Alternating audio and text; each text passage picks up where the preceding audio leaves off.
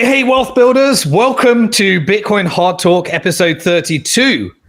And today we're going to be discussing a couple of things. In part one of the show, as always, we'll be covering this week in Bitcoin, in macro, and in geopolitics. And we have got a lot to cover because a lot happened.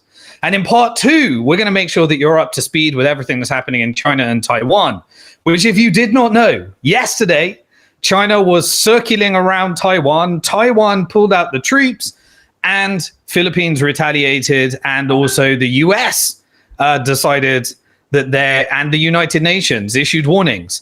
That affects Bitcoin. That affects central bank digital currencies. And that affects artificial intelligence. And today, I'm going to make sure that you understand why. So buckle up. We've got a big show. If you didn't catch it on YouTube, not YouTube, on X, I've started doing shorter broadcasts as well. So each day I try and check in. Make sure you follow those. But today we're going to be doing the longer form because there is a lot to cover. And I really want you to stay till the end, because I want you to understand this stuff, because it's really going to impact all of the different areas in preparing for a world of Bitcoin, AI, and central bank digital currencies. So unless I get interrupted again, we had a little bit of a technical glitch. I'm going to go from the top, and it is 25 minutes past. So this week was Bitcoin Pizza Day. Bitcoin Pizza Day is something that we celebrate every year for the last 14 years. Because for those of you that were around back in the day, we used to hang out on Bitcoin Talk Forum. And on Bitcoin Talk Forum, one of our friends managed to persuade Papa John's Pizza to accept 10,000 Bitcoin for 2 pizzas. And those 2 pizzas are now worth today $350 million each, because $700 million of today's value was spent on those 2 pizzas. And he was a trooper. He took one hit for the team. But he also highlighted to everybody that we are all Bitcoin pizza people, because when we spend, trade, and use Bitcoin in the wrong way, and we don't replenish our supply by using good financial management, as I always teach people every year throughout my different shows and the Bitcoin Wealth Builder program, make sure that you replenish your supply and you put together a good financial plan, because when the world has digital hard sound money, you need to think differently to fiat thinking. You need to get back into Bitcoin thinking. And Bitcoin Pizza Day is a day where we all go out and eat pizza. I hope you had your pizza this week. And it was great to see of the $700 million pizza. At the same time, in Bitcoin world, we had a little bit of a rally up to 70,000 again. And that was driven this time by Ethereum, the second largest cryptocurrency. Ethereum had a 21% rally. We love the number 21 because Bitcoin has 21 million Bitcoin, but it jumped about 21% prior to the ETH ETF being approved. And it was very much a buy the rumor, sell the fact. But nobody bought the rumor because very few people actually knew it was going to happen, because the market got caught off guard. Unless, of course, you are a politician in the US and you had the Nancy Pelosi effect. And the Nancy Pelosi effect is change the bill, know what's happening, and make sure you make the trade. In fact, the SEC delayed on Friday the Ethereum ETF approvals by 6 hours. And I joked because it was to let Nancy Pelosi get her bag of ETH up. But if she did, she got the trade wrong anyway, because it was very much a buy the rumor, sell the fact event. And we had really Ethereum make up most of the losses that it had relative to Bitcoin year to date. On the 1 year chart, it's obviously up. Bitcoin's up 160 odd percent and Ethereum about 100%. So we've still got about 60% to make up in order to actually go in line with Bitcoin returns. But also you factor in staking yield on top of that as well. But the Ethereum ETFs have been approved. The largest financial institutions in the world, like BlackRock, Fidelity, and also Grayscale, they now have an approved Ethereum ETF. They need to file their S1s, and they need to explain how it's going to work from a governance perspective, and how the disclosure is going to work, and making sure people understand whether ETH is a security or not, whatever that matters, the impact. Because BlackRock came out and said it doesn't matter whether ETH is a security or not. It is actually all part of the ride, because an ETF can be backed by something that doesn't necessarily have regulatory clarity. The SEC is not here to pick good or bad investments for you. The SEC is here to work on disclosures, market manipulation, making sure the correct information and insider trading is adhered to. It doesn't do that for Nancy Pelosi. but it does try and do that for Ethereum. And the market came out and said, because Trump started accepting payments in Bitcoin and crypto, we need to actually make sure the Biden administration gets credited for that. The political process went through, the lobbies came through, and because large TradFi and all of the politicians and the Congress people and the Senate people probably now all own Bitcoin, because the Ethereum ETFs were approved, they couldn't figure out how to do it in self-custody, but they did it through BlackRock and Fidelity and all the other Van Eycks and financial institutions. They're probably saying, hey, let's pump those bags and let's approve the Ethereum ETF as well. So the approval happened. That was a complete shock to the market. That's why Ethereum was up 21%, and it followed by Bitcoin being up 10% as well. At the same time, the SEC kind of allowed people to speculate on that because it asked all the exchanges to update their 19B4 filing forms in order to accept the basis for the spot Ethereum ETFs. And they also asked the applications to remove staking from that. Now, the Ethereum ETF is a way more complicated beast, but we'll cover a lot more of that in future episodes, as I have in previous episodes. At the same time, we had a settlement from the whole digital currency group conglomerate, including Genesis and Grayscale. At the same time as them driving forward the innovation in the Bitcoin ETF, they also had a lot of fraud in their Genesis Earn program and various other things. They settled $2 billion with Letitia James, the New York person that came after Maszynski, and also SBF, and came after Barry Silbert and the digital currency group. They settled, and that will be used to compensate victims. So if you are a victim, congratulations. They're probably going to dollarize your claim relative to what happened with the Gemini side, where they all got their Bitcoin in kind back. But we will watch this one in our report. There is too much to cover to go deep into that. At the same time, the US House passed FIT 21, Financial Innovation and Technology for the 21st Century Act, which was designed to solve. So Biden reacted and he said that he is opposed to the bill, but he didn't say that he is actually going to intervene. So the process happens is that it passes the House, then it moves to the Senate for the legislation side, and then the president can decide whether he wants to object to it. So he's trying to look cool, even though he said he was against it. But he did that actually recently when the Congress sought to overturn the SEC's basically effort, which happened in a recent one, to overturn the crypto accounting policy. He sided with the SEC in this one. But to me, this was just a ginormous example of showing what we have talked many times on Bitcoin Hard Talk about how regulations are so politicized. It's not about consumer protection. It's all about the political process. And the political process is driven by the lobby groups. And the lobby groups are not what you think. It's not democratic. It's actually the banking lobby, the Israeli lobby, the defense lobby, the big pharma lobby. And they put money into the right places, and the banking lobby, of course. Then politicians write bills to draft various propositions, move those forward, and we have that process which is driving everything right now.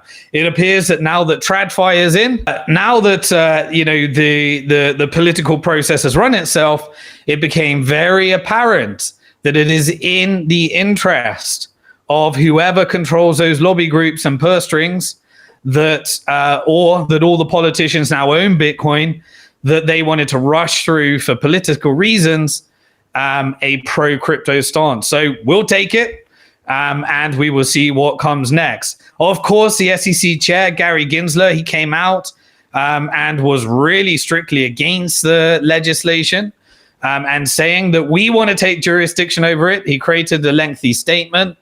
And he would argue that it would be a complete waste of time, and that the existing securities laws are okay, and the CFTC that regulates commodities should not necessarily have jurisdiction. But what the legislation was designed to do, it was driven by the House of the Republicans, Enough Democrats agreed to it, and it would essentially establish a regime much like the rest of the world, where maybe there's a dedicated virtual asset service provider regime, but it happens under the jurisdiction of the CFTC, which essentially says that Ethereum and Bitcoin are now commodities, and there will be a regime of determining when the SEC can classify them as securities, and the SEC watchdog can decide what the framework is. So there is no more clarity, uncertainty about whether you are a security or not a security. And a virtual asset service provider regime can be put into place underneath the CFTC, which brings eventually the regulations up to date with the rest of the world. And the first bill that will probably come through is stablecoins, because stablecoins are full reserve banking, which is very disruptive to fractional reserve banking. And so they will look to tackle that one first as well. But it clearly defines whether a crypto token is going to be a security or a commodity eventually, and that was the purpose of it. At the very same time, let's move into the macro side. So outside of Bitcoin and crypto and Ethereum ETFs and all those types of regulations, obviously we got to focus on the macro side as well, because there was a bill to ban the Fed from issuing a central bank digital currency, even though the US already has one. Obviously, they like to always use the China example. Well, FedNow already exists and is built on a blockchain. And while it is focused on the retail side rather than the wholesale side, we'll dig more into those different types of central bank digital currencies. This was a step in the right direction to try and ban it. But of course, it most likely will not go through, because the Fed already has one, and the Fed took over America in 1913 and turned America from a capitalist constitutional country into a federally owned socialist that will eventually launch a central bank digital currency and turn it into unconstitutional communism. And that is because it has a Ponzi scheme called the US dollar, which took away all of its gold backing so that government would always get larger and larger, and the Federal Reserve would print the money. They would lend it to the government would borrow it, and the economy would become completely socialist, and eventually technology would be used to turn it into communism and on blockchain. There is no way of reversing that, but Republicans are looking to do that. And so what was his name? Republican Thomas Massey. Let me make sure I've got that one right. Sorry, I don't know all my politician. But he introduced the Federal Reserve Board Abolition Act, HR 8421, for those of you who want to read it. Now, there is a real interesting angle to this. So there was abolishing the CBDCs, but at the same time, there was abolishing the Fed altogether. Now, this you have to be really careful with, Americans. This really touches upon a lot of my work that I've been doing over the years, because the basic essence of the bill is that the world would be better off and America would be better off without the Federal Reserve. To quote, the Fed devalues our currency by monetizing the debt, which is absolutely correct, and that causes inflation, and then they pretend they are there to not control inflation, which they suck at, because banks are no longer stable, inflation is rampant, and it is massive wealth inequality and converts America from capitalism to socialism. And then everyone says capitalism has failed, even though there is no Austrian economics, there is no hard sound money, and there is the Federal Reserve, which is complete crony capitalism that occupies America. But essentially, Macy's bill would abolish the Fed, and it would transfer the assets of all of everything that's on the Federal Reserve's balance sheet over to Treasury. And those would become Treasury assets, and it would be part of their department. And thereafter, it would just cease operations. Okay, but what does that mean? Well, it depends upon the devil is in the detail, because the Treasury Department would essentially assume the role of managing the nation's currency, the US dollar. And so at the moment, we have this very obscure system where the Federal Reserve creates a Ponzi scheme, where debt has to infinitely increase forever, and banks have the ability to create the digital currency based upon credit creation, based upon getting everyday Americans into debt, through student debt, through credit card debt, through real estate debt. And then the Ponzi scheme is always backed up by the lender of last resort in order to make sure that it siphons up off as much interest into the system and creates wealth inequality until those that control the lobby groups become the wealthiest, and everyone else has to suffer from inflation, gets poorer and poorer and poorer, and eventually you end up with the situation that we're in today. But essentially, rather than the US having a central bank digital currency, so remember, they're banning CBDC, they're introducing crypto regulations, which are probably used to outlaw DeFi and put it in line with the Bank Secrecy Act. And then they'll give the power to issue the currency over to the government. Let's call it a GBC, a government DC, a GDC, a government digital currency. This is exactly what I said would happen in Bank to the Future, Protect Your Future before governments go bust. So you remove the Fed, you then issue the currency through the government, and then you have a government digital currency. Now, this is almost right. But if you don't turn the dollar into hard sound money by having either a Bitcoin standard or a gold standard, what do you have? You have modern monetary theory, which is a shoot of economics that, for the right reasons, the bank lobby then take complete control over the money supply, and government actually get to reverse the Fed, but you end up with fully government control money. Now, this is a step in the right direction for transparency, but is a movement towards greater socialism, greater communism, and away from what made America constitutional, because it had a very important clause. And that clause would be, essentially, it's almost a great way of doing this, would be you could replace banks with a stable coin, and you could almost nationalize USDC, Circle, and maybe you could nationalize it, and that would become the stable coin type of structure that would happen here. But essentially, banks would have no bailout option under this, which is great. And the market would set the rates, which is great, but it must critical be combined with hard money to cartel the amount of money that governments can actually create. Otherwise, it is a movement in the wrong direction, because although I hate fractional reserve banking because it's a Ponzi scheme, allowing banks to create money is one step removed from the government, and it is backed by the loans that they actually create. Although there is not enough money to back all the debt, so it always will fail, and you will have historic wealth inequality that leads to internal conflicts and then external conflicts like we're seeing right now. But banks can essentially become stable coins, which is why they're going to be doing the stable coin regulation. And we get exactly what I covered in the book and why you need Bitcoin to protect yourself from that. But they probably want to control it directly themselves, use modern monetary theory, and then the government can reduce the amount of money you pay for tax through benefiting from the seigniorage of money creation. So because the government would benefit from money creation rather than the banks benefit from money creation, it would actually be a deleveraging effect as well. And the banks would have to compete with the government digital currency, and we would get a really interesting time. The bank lobby will never let it happen, but it's an interesting thought experiment to teach the world. What does modern monetary theory do? It gives governments the ability to create how much quantities of dollars are out there so that they don't have to borrow it, which is insane. That's the Ponzi scheme. But they will create it out of thin air in order to pay for all of the Congress, so that we don't have to have this lobby system that's doing it all through back doors for the special interest of the largest companies. It essentially bypasses the need to issue bonds and sell them to the Fed, because they don't actually need to do that anyway. But what stops them? What cartels it? It has to be hard money.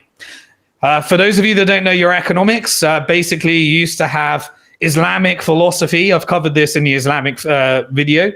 Then that was changed to classical economics. The Constitution was based upon classical economics and Adam Smith's Wealth of Nations. 10 years later, you had the US Constitution that said you have to have sound money, defined it as being backed by gold and silver. That cartels money creation and excessive government debt. But then the US decided to issue the Federal Reserve. The Federal Reserve reversed the sound monetary system in capitalism, as we talked many times before.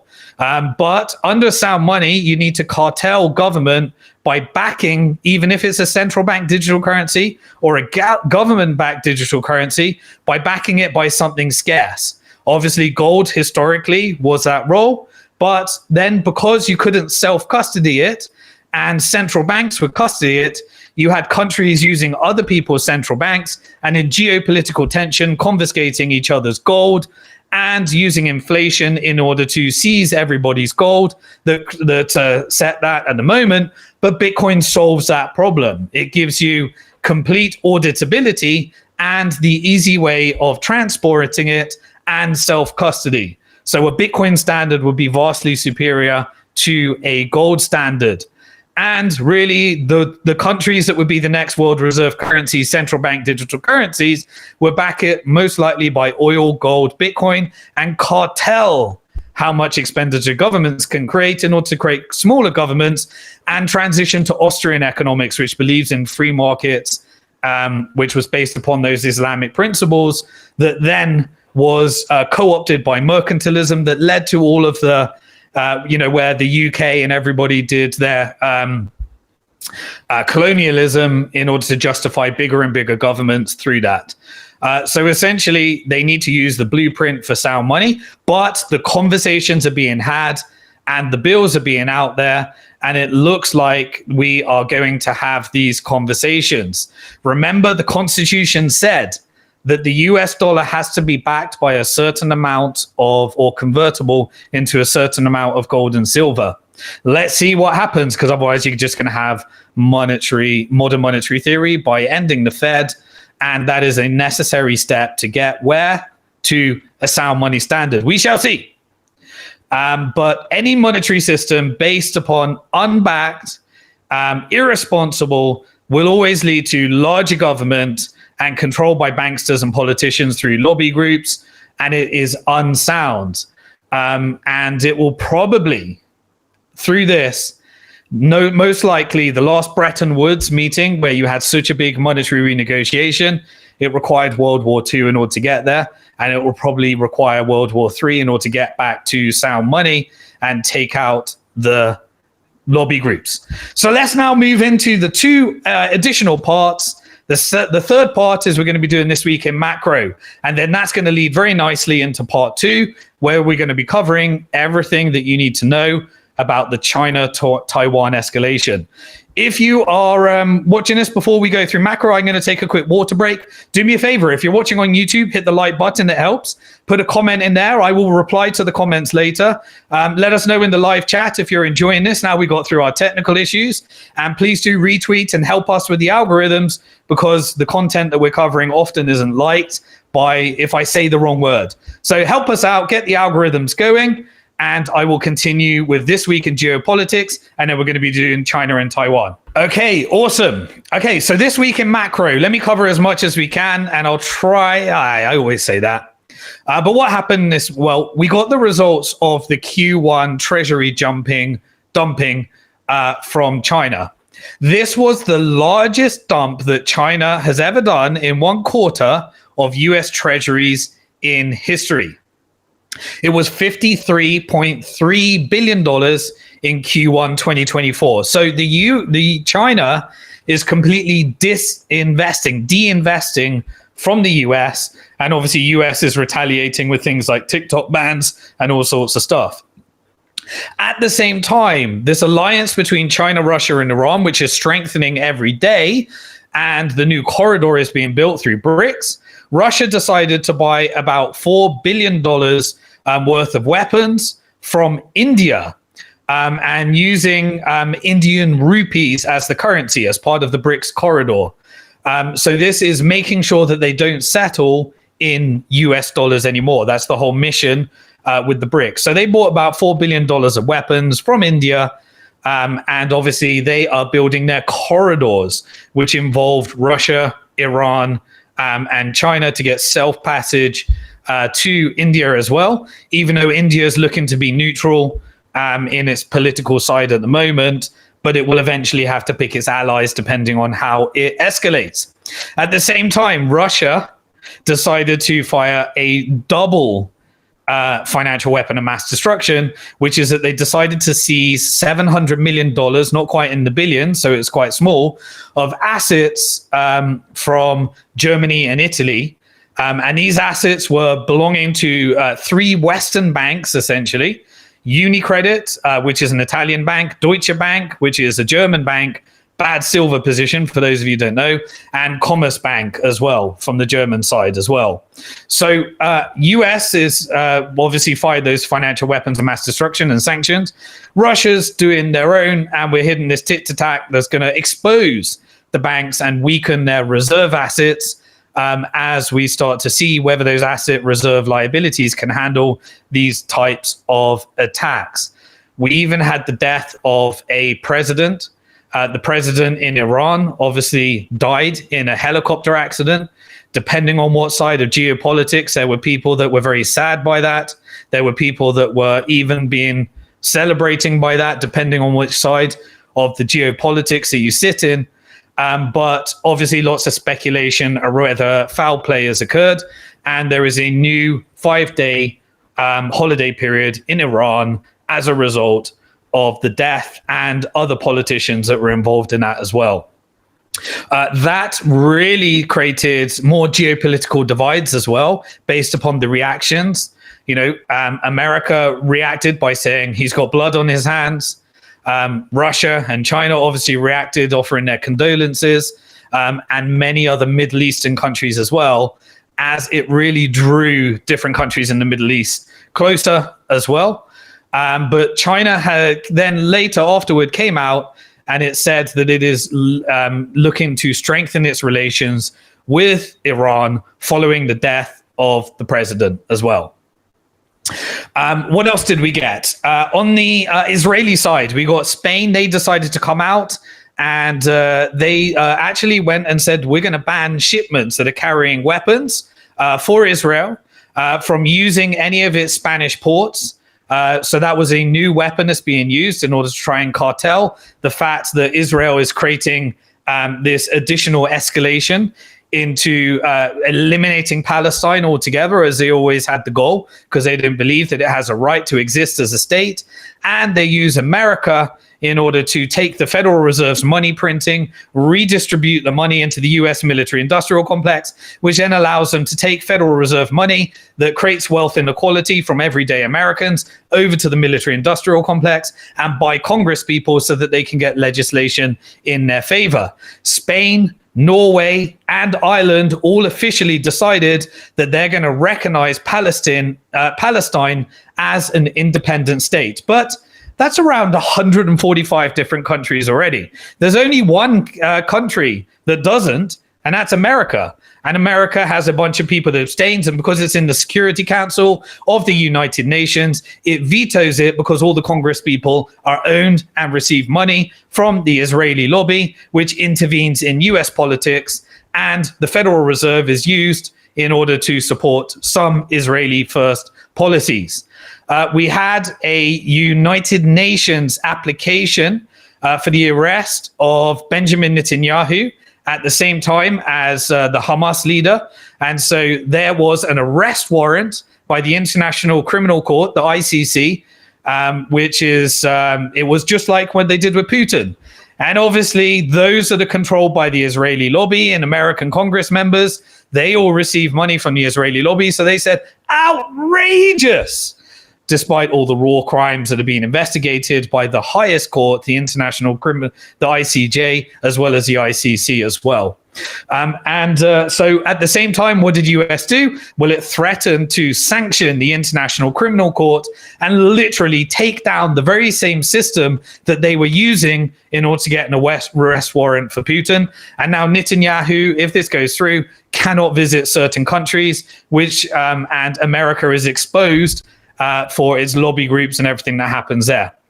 What else did we have? Well, Beijing came out and it decided to impose sanctions, fired a weapon mass destruction on companies like Boeing and other defense contractors through the military industrial complex, which is whether they are providing any types of cells to Taiwan. So remember, there was a bill that recently came through where the Fed prints some money, creates inflation, sends it over to Taiwan, to Ukraine and Israel. The money comes straight back in to pump the stock prices of the military-industrial complex. And the China decided it was going to sanction certain countries as well. China also decided that it was going to exercise what's called, and this moves into the second part of the show, based upon changes in politics and the history that we're going to cover very shortly. Let me see what they called it. They called it the Joint Sword 2024A.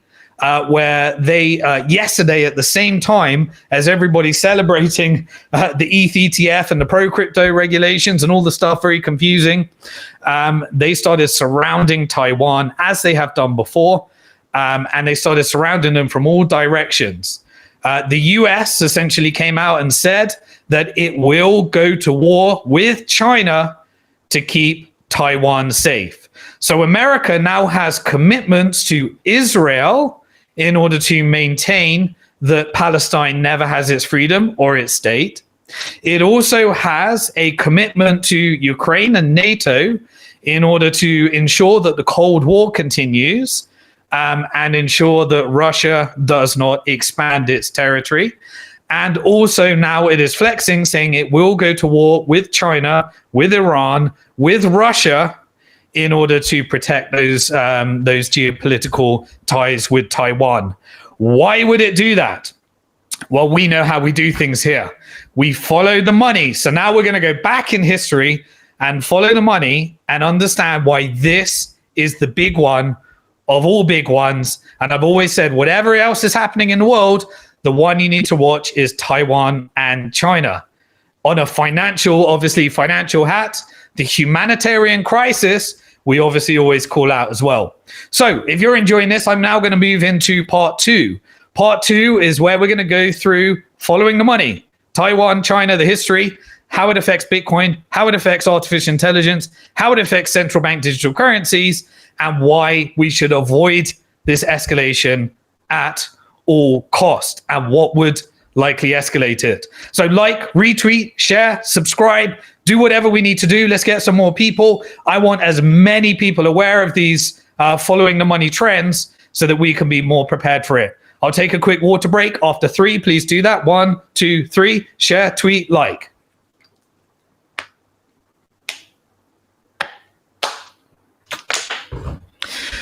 Okay, so let's jump straight into Taiwan and China. So firstly, this isn't just me saying it. If you don't follow the politics, I think it was January 2023, the U.S. Air Force, let me make sure I got the name right, General, what is his name? Mike Minahan,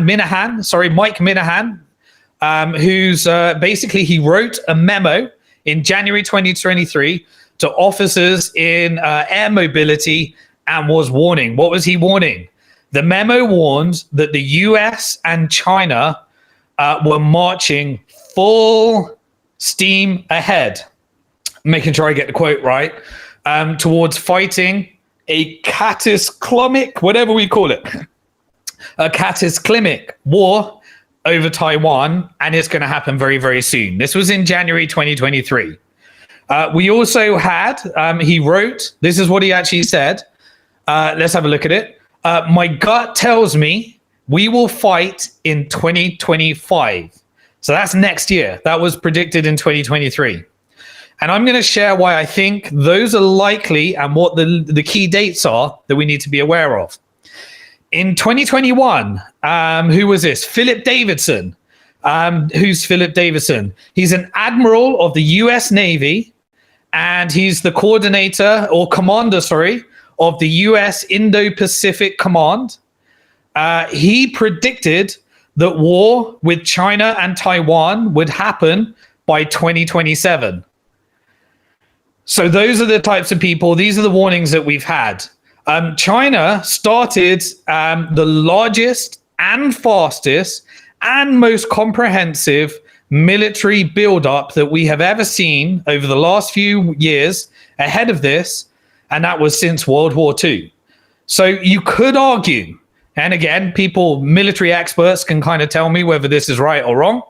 But by the number of warships, the Chinese Navy is already the largest in the world. They already surpassed the total amount of ships that the US Navy has. And the Chinese defense is spending, it approached 1/3 of the entire defense spending of the military industrial complex and the Federal Reserve money printing that the US does. And so about 1/3 of that. In fact, it exceeds the entire military budget combined of Russia, India, UK, and France all combined. So that is a massive, massive ramp up. Now, this is arguably the second most powerful military in the world, but it's also aligned, obviously, as well with other forces. But it's a completely untested army. And we have seen untested army. They're not as strong as those ones are tested, but it is aligned with the complete battle-tested army, which is Russia and Iran. And the Iran allies, which obviously we have seen in the Israeli conflict and we have seen in the Ukrainian invasion. But remember what happened. So remember Nancy Pelosi, the one that always goes off and front runs the trades and is the most successful trader in the world as a politician. Well, in August of 2022, Nancy Pelosi,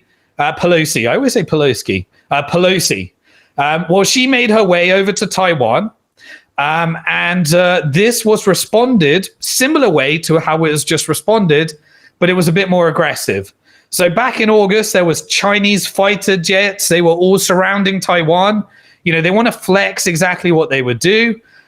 There was Chinese ballistic missiles that were actually, landed in Taiwan Sea. Obviously, they don't want it to actually hit, but they want to show, and it landed in waters.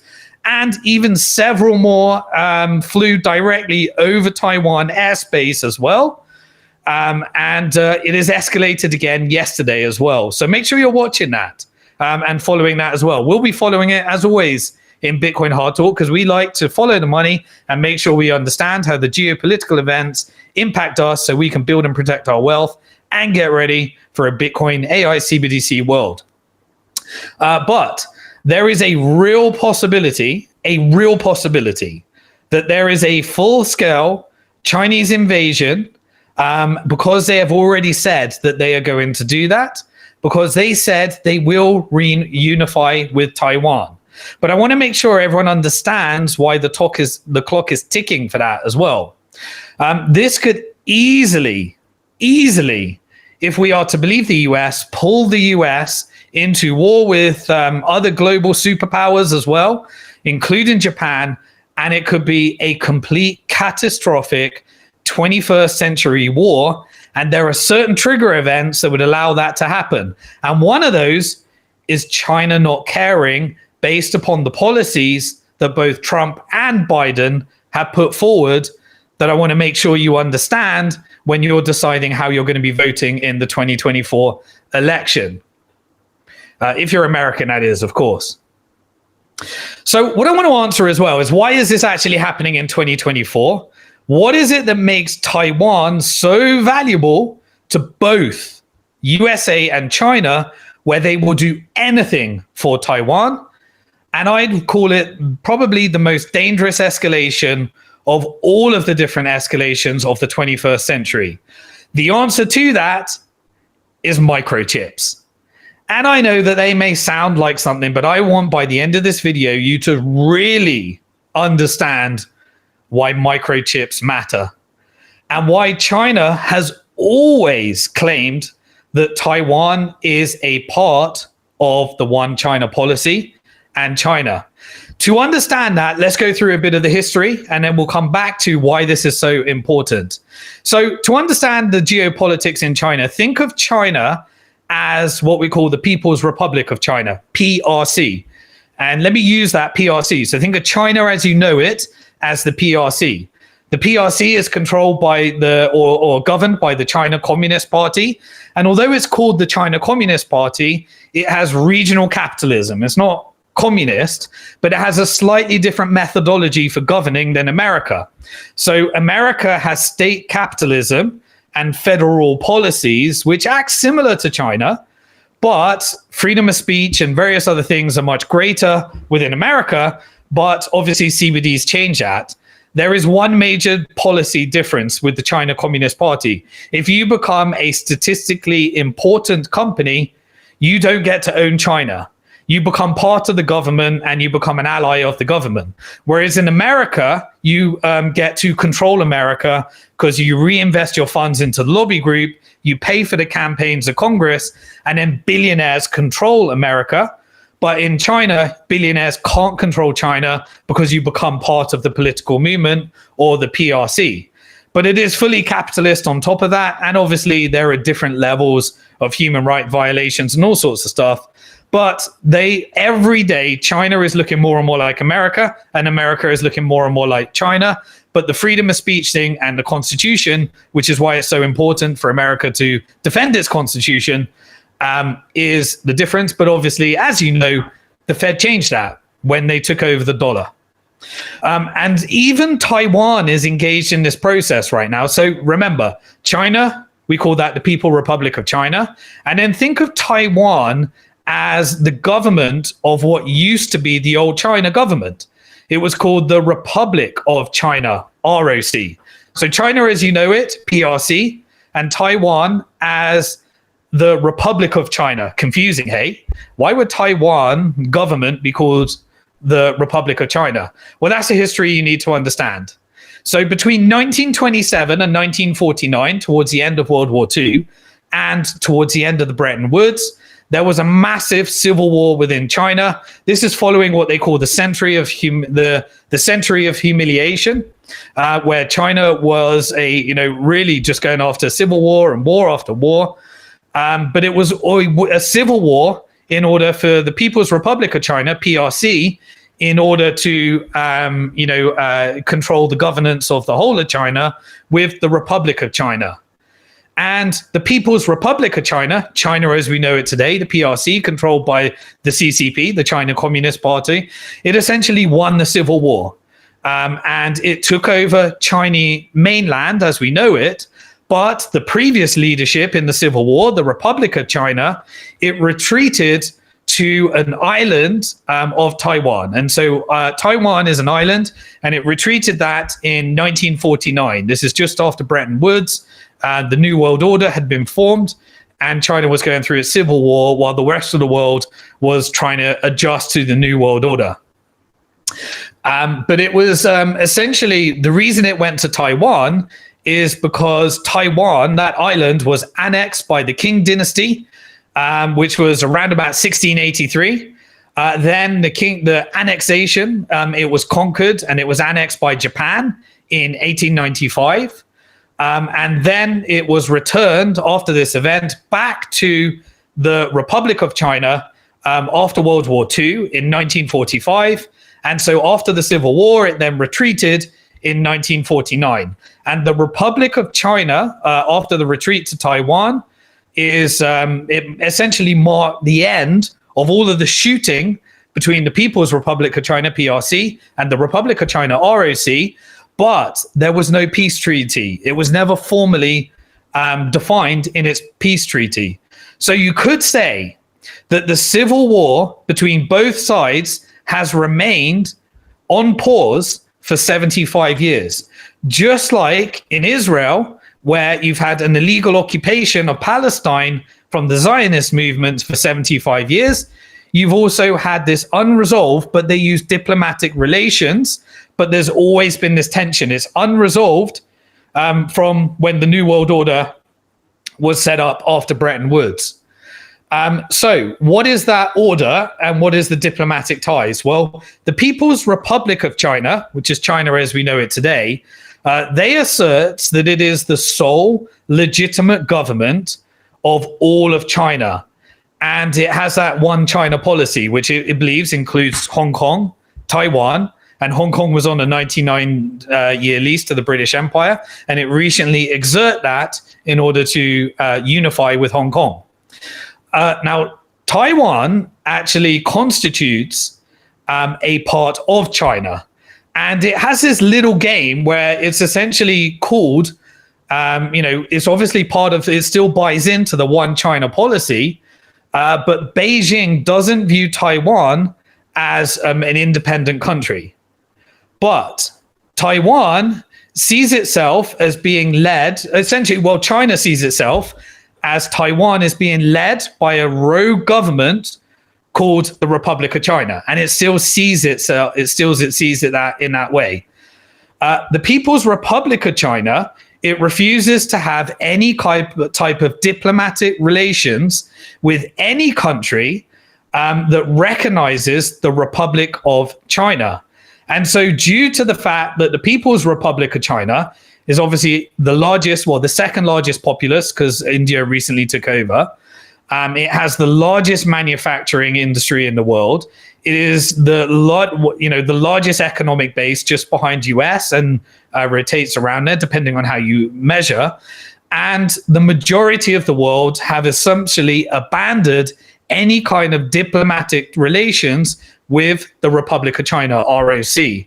And obviously they did that in favor of the People's Republic of China, as China took 1 billion people out of poverty when it transitioned from Maoist policy to more capitalist policy, but run by the Chinese Communist Party. Interesting, right? But of all the countries in the world, only 13 have formally maintained diplomatic ties with the Republic of China. And the Republic of China basically officially recognizes that Taiwan is part of China too. Confusing? Well, I found it confusing as well as I was researching all of this as well. But what the Republic of China, i.e. Taiwan, has to continue to do is it has to continue to claim that it is the sole government of all of China, even though that is an absolutely ridiculous claim. So the Republic of China, Taiwan, has to maintain a claim that it is the sole government over the whole of China, because if they ever said that it's not, it is basically declaring independence of the Republic of China to govern Taiwan. And then that would be an abandonment of the diplomatic ties that has allowed it to come where it essentially is. This would trigger the People's Republic of China to have a military response. So it has to continue saying it is part of China as well. I know that's confusing, but I hope it makes sense. This is why the Republic of China has never made any type of formal attempt to distance itself from the one China policy. And instead, it seeks independence, but still considers itself part of China. So what has changed around that? Well, the governance of Taiwan has changed. So fast forward a little bit. The two largest political parties in Taiwan are what's called the KMT. I'm not going to pretend that I remember what that stands for, but all you need to know is that the KMT are they came from a generation where they ideologically saw themselves as China nationals. And so they were more aligned with China, and they more, they were more aligned with China nationalism, let's say. So that is the status quo. And, they believe in a peaceful reunification. And so China prefers to have them in charge of the governance. On the opposite side, you have in Taiwan, the Democratic Progressive Party, DPP. And this is really, they see themselves more aligned with, think of America having America first policy or Israel first policy. And you can tell based upon the Congress people whether they have an Israel first or America first policy. Really, you have similar types of dynamics. Do you have a China first policy or do you have a Taiwan first policy? But those on that side of the political party, they more align ideologically with Taiwanese nationalism over China capitalism. Now, while they still support, the current status quo, they are much more in favor of Taiwanese independence, and neither of them, and so, they don't really see that reunification more than you would see in the KMT. Now, the KMT party, they won the presidency in 2008, 2012, and that left them in charge to 2016.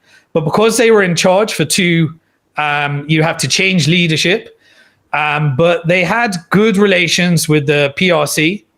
But the presidential election in 2016 and 2020, it was won by the DPP. And so this is where China gets a little bit antsy. But after a couple of terms, they had a new president. The new president recently came into power this year in 2024, which is Lai Ching-te, making sure I say that correct, in 2024. And Beijing prefers KMT, the one that sees himself more ideologically with the status quo. So at that time, that's when Nancy Pelosi, they decided to come, and they came into Taiwan, and that was the highest level of an official, maybe next in line to even be part of the race. But it was the first time that she visited with DPP in power. So imagine how China interprets this. You have the new power structure, and you have Nancy Pelosi visiting at the same time. This is why her visit sent a clear message to Beijing, and the PRC decided that it was going to respond. They went out there, they denounced the trip, if you remember watching it, and then they carried out their military exercises where they surrounded Taiwan, and the DPP, because it was basically, it's where in charge right now, and it is set to rule under this leadership until 2028. Now, China, the PRC, does not like what it is hearing right now. And so Beijing may have to, conduct its diplomacy. They thought that they could conduct the diplomacy and reunify. They said they will reunify, but this may mark the end of diplomacy negotiations. And so the only remaining option, they may see it, whether they're wrong or right, is to reunify, and reunify may involve a military way of doing it, because the party in charge right now doesn't seem to favor diplomacy, which then brings in the US again. And what are the implications? Let's make sure we understand that. Okay, well, let's look at what Taiwan's economy is. And now we've got to follow the money. Taiwan has virtually no oil, no coal, no gas. And we've seen in previous videos how that ties into the geopolitically power structure at the moment. But for decades, the island has essentially had people that were relatively poor in relative terms to the rest of the world. And it wasn't a player in the world because it didn't have those natural resources. But in roundabout 1980s, I think maybe before that, it actually put together probably the most masterful capitalist plan in partnership with the Taiwanese government that I think I have ever seen in terms of an economic defense through economics rather than everything else. The way they did that was through its microchip industry. So there's an entrepreneur that you may have heard of. His name is Cheng. And Cheng was really aligned with the Republic of China. He was a businessman, and he decided to move from Taiwan to the US at a very young age. And he worked for a company called Texas Instruments. And Texas Instruments, he worked there for about 25 years, and he ran the company's global semiconductor business. So this is a very, very important industry that grew, as we knew. And it was also involved in the US microchip manufacturing. And this really set off these electronic circuits as part of the growth of the computational industry that was sat on a small little piece of silicon. And they made up the entire backbone of computers. Now we know how important computers came. This technology was developed in the US, and Texas Instruments was a very important player in the microchip industry, and this industry steadily grew more and more advanced as the demand for computational power increased more and more and more, and as devices got smaller, the need for these chips and circuit boards and silicon chips to be smaller and smaller and smaller grew and grew and grew, and it became one of the most important new resources for our modern world. As we all know, we've all got iPhones, we've all got computers. I wouldn't be streaming right now if it wasn't for the innovation that happened in that industry. So currently, it's powering just about absolutely everything today that we know, the world we know today. These chips power computers, they power smartphones, they power Bitcoin, and they power digital currencies. They power ASICs, as I covered last week, in the US Texas industry, Texas oil and energy industry, and the Bitcoin mining industry that grew. They control drones. They power microwaves. They control air conditioning units. They control Bitcoin and crypto, as we said. They control stock markets, as it is all digital now. They control all of the computational calculations and all of the applications. And they even control all of the modern day equipment of military. They control guided missiles. They control fighter jets. They control artificial intelligence. US companies were, basically all dominated by microchips today. Chinese companies, all of the companies globally, and US was the basically essentially dominated that industry as the industry grew through its companies like Texas Instruments and various other ones that grow. But the process of creating these chips that had a higher demand, more and more scalability, and smaller and more and more processing power, it became infinitely more complicated. It became infinitely more advanced, and it became infinitely more expensive to manufacture these processes, especially if you had very specialist, expensive labor in America. So just as the Dutch Empire needed to outsource its expensive labor in the Dutch Empire to the Brits that created ships, and then those ships were the cheap labor for the Dutch Empire. Taiwan and China was the cheap labor for the American industrial, the American empire, and it could no longer be competitive. And so the Taiwan industry decided that it was going to solve that problem for America. So billions of dollars had been invested into extremely complex foundries to create these chips. And by the 1980s, US were growing and essentially completely frustrated with the huge costs of research and development, manufacturing, and everything they had to do to produce these as the industry was growing.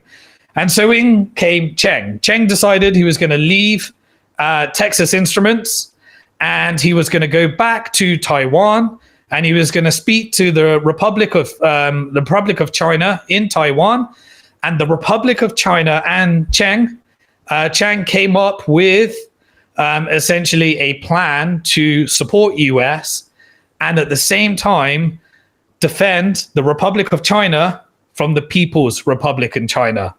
So instead of attempting to develop their own, separate, microchips industry and piss off America and compete with America, and not just companies and government, because government was subsidizing, instead they created an industry through one company.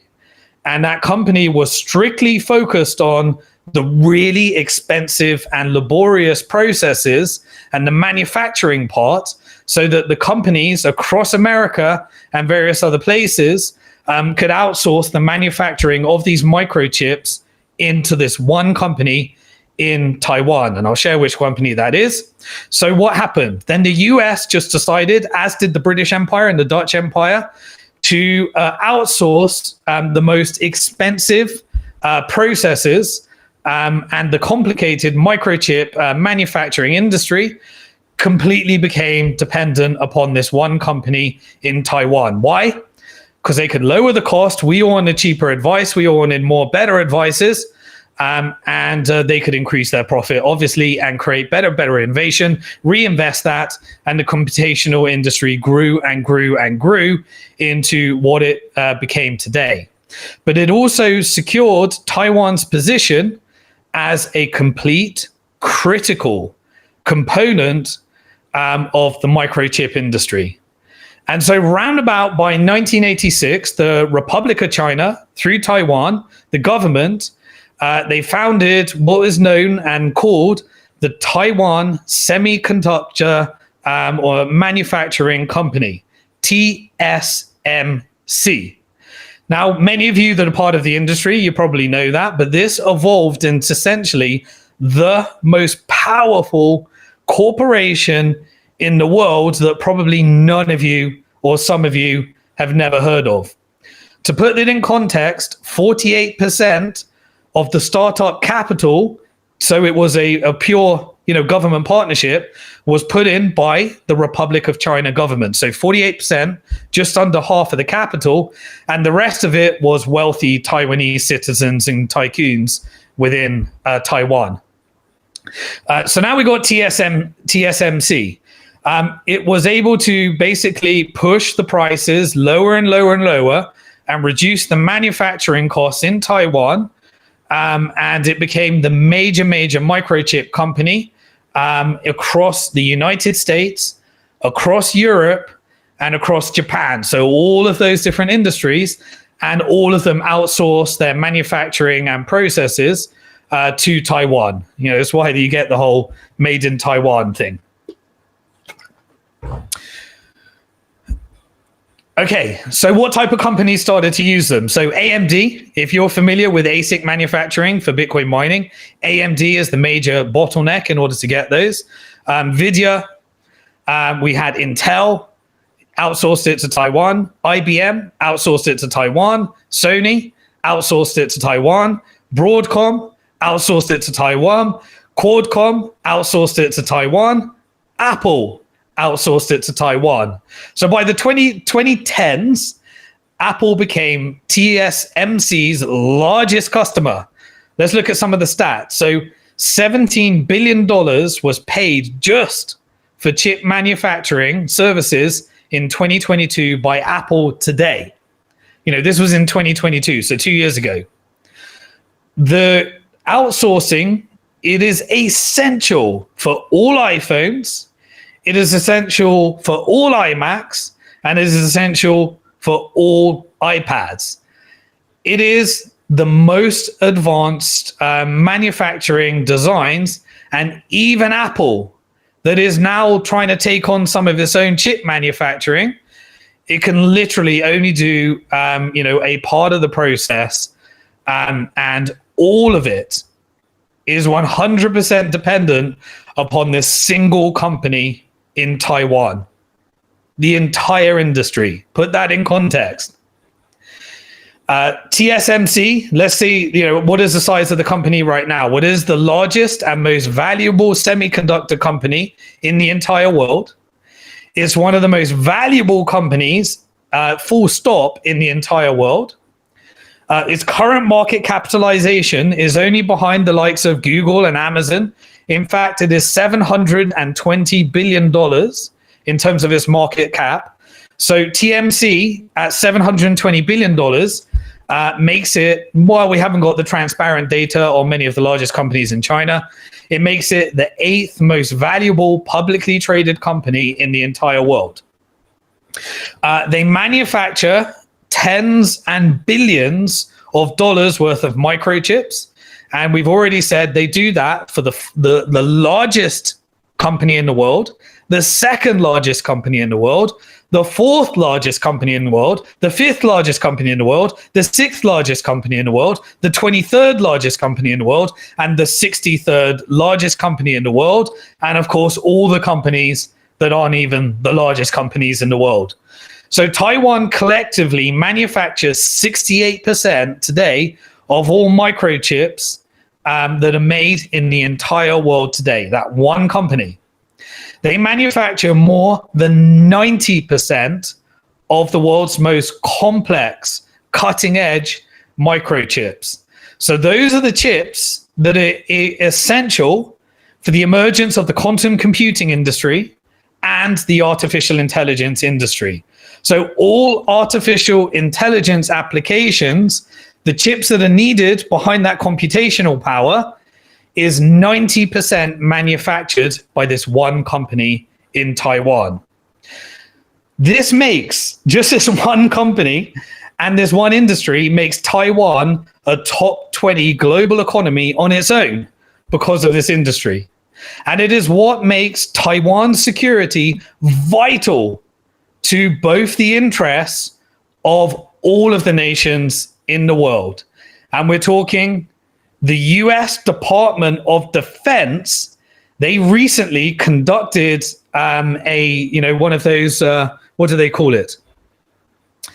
They commissioned a study basically, and they found out the end outcome is that any disruption in Taiwan, any disruption in the Taiwan microchip industry, through either a Chinese blockade, deciding that they're going to blockade and ratchet up like they did yesterday, or any type of invasion, the world would generate an estimated $2.5 trillion in losses per year to the worldwide economy. $2.5 trillion of losses to the worldwide economy. Let's put that in context. $2.5 trillion is greater than the entire combined economies of Ukraine and Russia combined. Russia's a $2.2 trillion economy because of its because of its oil and natural gas. It would be bigger if it didn't have the sanction. But if that ever were to happen, this would eliminate 68% of the entire world's supply of microchips overnight, and 90% of the supply of most of the cutting edge microchips which are required in order to power the world as we know it today. It would trigger a worldwide, entire global financial meltdown, the likes of which that we have never ever seen before, making 2008 look tame. And based upon the study, this would send complete ripples through all of the companies and all of the governments that currently rely on those, including Apple, including Nvidia, including AMD, including Intel, including Broadcom, including Sony, including Microsoft, including Google or Alphabet, including Amazon, and dozens of others of the largest, the most important industries in the world. Once you have that ripple effect, you would have a ripple effect to spread to all of the different companies that build cars, that build computers, that build cameras, that build any home applications and Internet of Things and all of the different industries. And then it would have an even bigger ripple effect on importing US, on even the US military and all of the different military industrial complexes, including all the technology that relies upon it for drones and all of the conflicts that we're seeing right now. It would be bigger than anything the world has ever seen. All of those countries and all of those companies need microchips in order to continue, even the defense contractors, in order to continue the building of missiles, in fighter jets, and the emergence of artificial intelligence systems, as we are seeing right now. We even, through the military industrial complex in Israel, we're seeing technology like lavender, which is literally committing occupation as a service through artificial intelligence and picking which civilians to kill through its genocide as a service, let's call it. This provides the vital economic and strategic incentives for both the US military and China to protect Taiwan. So US has to do whatever, and I mean whatever it can, in order to deter any type of invasion and to protect Taiwan from any type of Chinese invasion.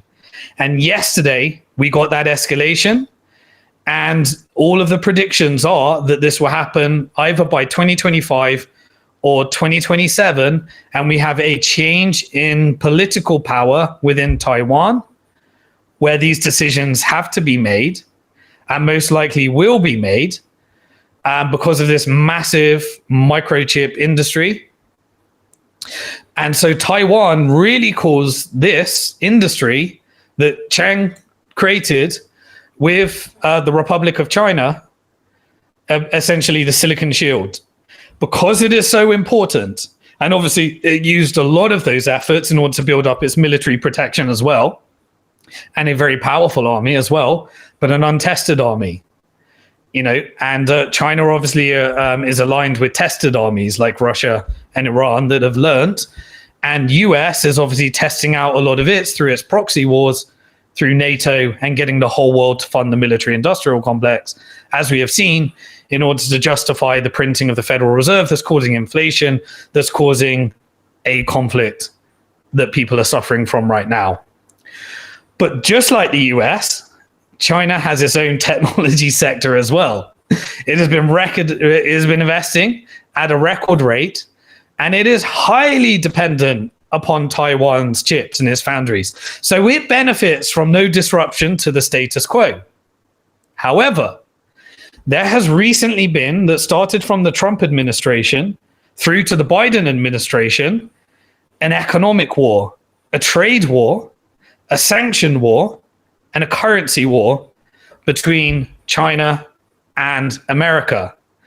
And we started this in the geopolitical section of explaining that China is dumping its treasuries at a record rate, which is why we had, a moving forward of crypto legislation to get stablecoin legislation to try and attack DeFi in order to centralize it, now that they've got the largest financial institutions that are constructing these financial products in order to combat the bank lobby, the defense lobby, so America can have unlimited printing, move to modern monetary theory by outlawing central bank digital currencies to have government-backed digital currencies, and make sure that they can go direct from government lending to stablecoin and take out the banking industry in the middle, so they all become stablecoin operators. All of that is happening right now in real time, which is why we need the exit and the Bitcoin protection to protect ourselves. And if they could control it, they would have controlled it. And why it's now been classified as a commodity in the US, because they couldn't take down proof of work. Make sure you catch up with last week if you didn't understand the importance of the Bitcoin mining industry and the smaller blocks to remain decentralized in order to remain relevant and combat the large governments that would have tried to take down the Bitcoin industry as well. Anyway, China's and America have, China's basically put billions of dollars into developing its own chips, but they can't compete with Taiwan yet. China has basically, they've nowhere near the capability, even though they've been investing significantly into producing any type of genuine competitor to the companies in Taiwan. Now, up to 2022, China was still importing, just only 2 years ago. We haven't got the latest dates. I couldn't find the latest stats from 23 and 24, but they were still importing more than $400 billion of microchips per year from Taiwan as well. The Biden administration, basically in 2022, I believe it was, the US passed, what do they call it? Let me make sure I get the name right. The Chips and Science Act in 2022. Basically, the Biden administration agreed to do some more printing through the Federal Reserve and then provide $52 billion into federal subsidies for the global microchip manufacturing industry within the US and within their own borders, and challenge companies to get some of that in order to build new chip foundries within the US.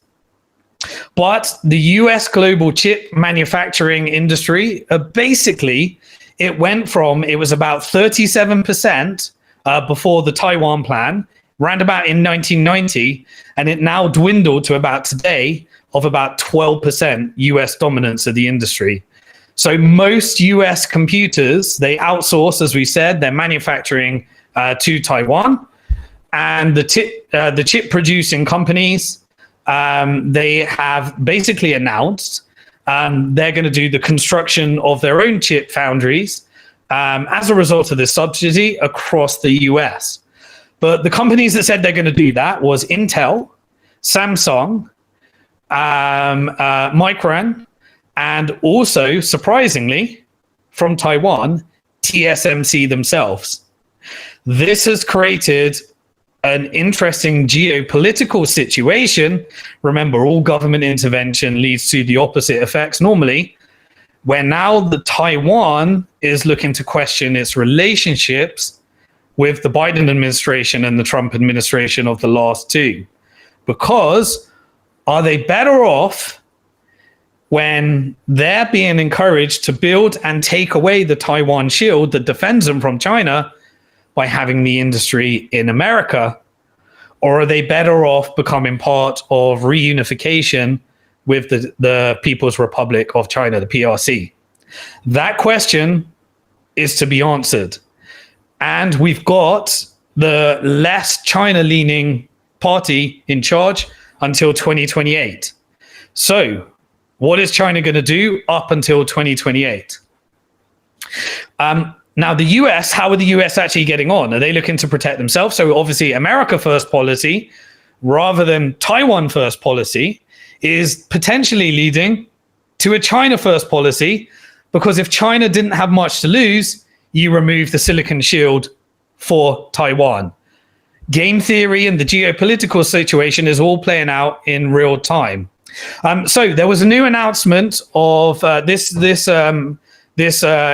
Taiwan, that they're building the new chip manufacturing. I think it's in Arizona, and they've invested about $40 billion. But Chang does not like this. He's now, by the way, 92-year-old. Looks brilliant, looks great as well.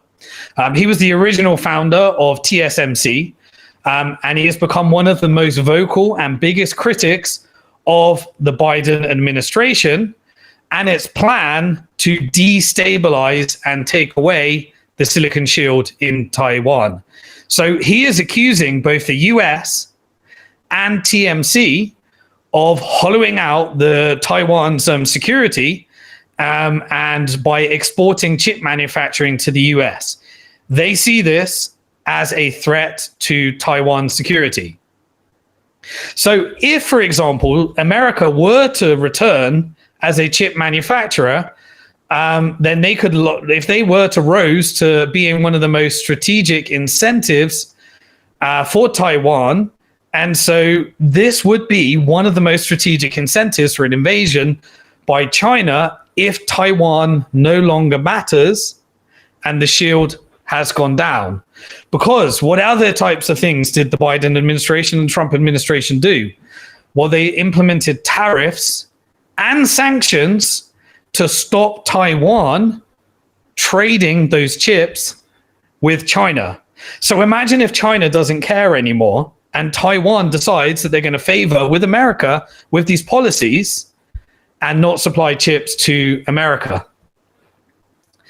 Basically, it would break the shield. It would pierce the shield. Because TSMC as well, because of this, has said, we will not bring our most advanced technologies to the new foundry in Arizona, and we will ensure that America is always one step behind. So whatever America, if you invest $52 billion, they're going to invest over 100 billion and make sure that they continue their lead. But remember, this is outsourced manufacturing from the US. The intellectual property, the America sees it as belonging to America. So they believe that they can actually sanction other jurisdictions other than Taiwan, other jurisdictions from buying them as well. So they're looking to exert those sanctions globally so that nobody can buy the intellectual property from America that is being outsourced through Taiwan, and stop China from buying it, and also stop other countries from buying it by exerting its belief that it holds the intellectual property over these operations. Now this, the Arizona, the chip manufacturing is due to come online in 2025. So prior to 2025, China has to decide what is the threat. And so the relations in maintaining this is important. Now, obviously, China, geopolitically, through its Belt and Road Initiative, has also been aligning with making sure that their needs for oil are coming from Iran and Russia as well. Iran is powering some of the drones that requires the chips, and those chips and those drones are being used in order to both basically supply Ukraine, Russia's being used those to kill Ukrainians. And then America is subsidizing a bunch of the other side of NATO, which is leading to the death and destruction of people through all of these proxy wars. So these manufacturing of chips in America are a full generation behind Taiwan, and Taiwan has said that they will invest at double the pace, and they want to resist some of the American first policies, which may draw them closer to China, depending on what happens. And remember the importance of the geopolitical strategic location. It's one thing sending weapons to Ukraine when Russia's on the other side. It's another thing getting them into Taiwan. So what did China do? Go back to the geopolitical section. They started saying that they're going to sanction, as a result of America funding Taiwan of these weapons, wherever these weapons are made and wherever they came from. So you've got to understand these different types of events and how they're all interrelated.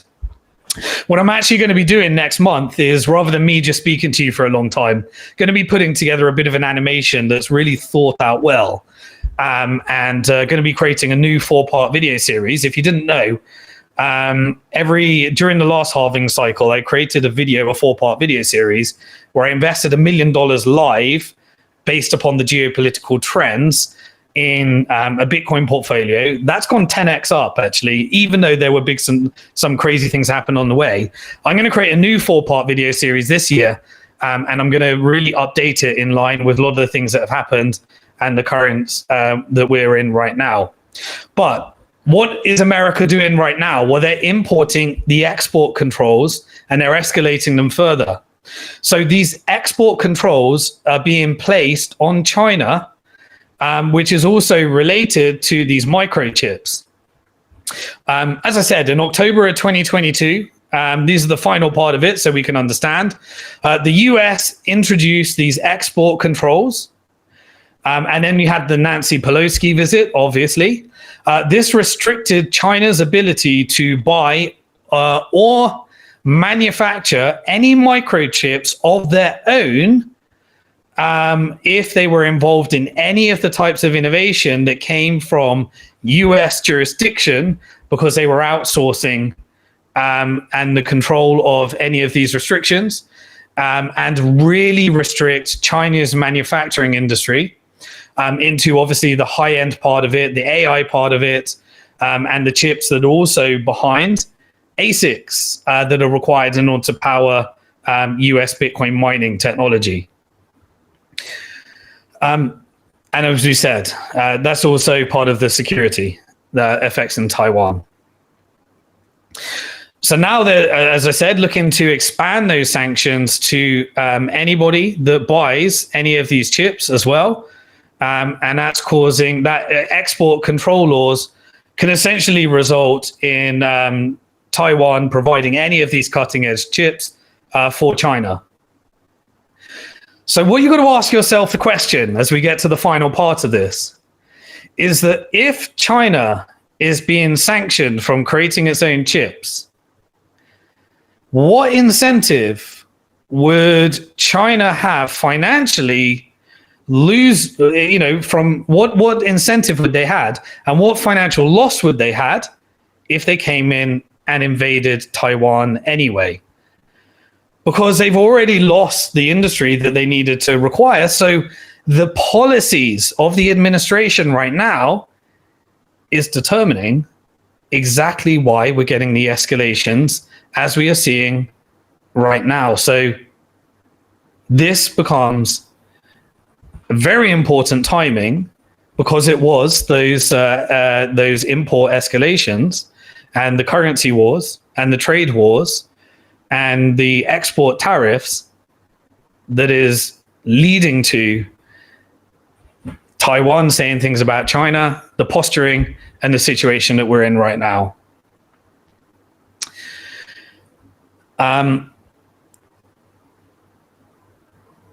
Now, imagine if they did do an invasion. This would be disastrous because imagine if they damaged those chip manufacturing plants. That would damage all of those industries and create the ripple effect.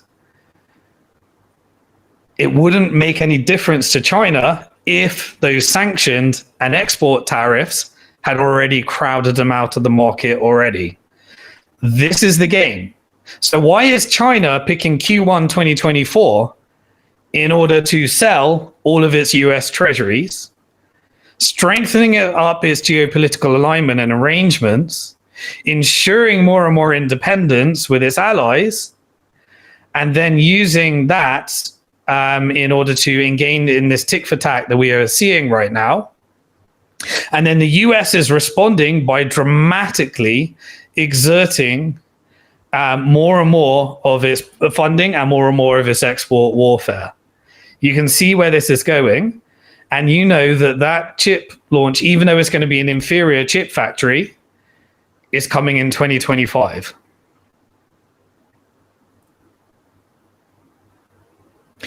So whatever happens right now will be whether we have the silicon shield or don't, which will change everything. They see everything, China sees everything as antagonizing and escalatory right now. And that's why you had the TikTok ban. You can see all of these different trends happening in real time, and they saw that as antagonistic. Why? And this is the point that we're going to end on, and we're going to move over to whatever we need to cover, what happens this week in Bitcoin macro and geopolitics next week. But AI needs these chips. Central bank digital currencies, which are likely to be powered by quantum computers and artificial intelligence into the future, need these chips. Bitcoin needs these chips in order to continue its ASIC security. So it's in a race to deploy as much as possible. And the US needs its chips to maintain its defense. Russia needs these chips. Iran needs these chips. China needs these chips. Everybody and every country and every company needs these chips. And who controls them? Taiwan. So the future is determined by what happens with Taiwan. Think about that for a second. US independence,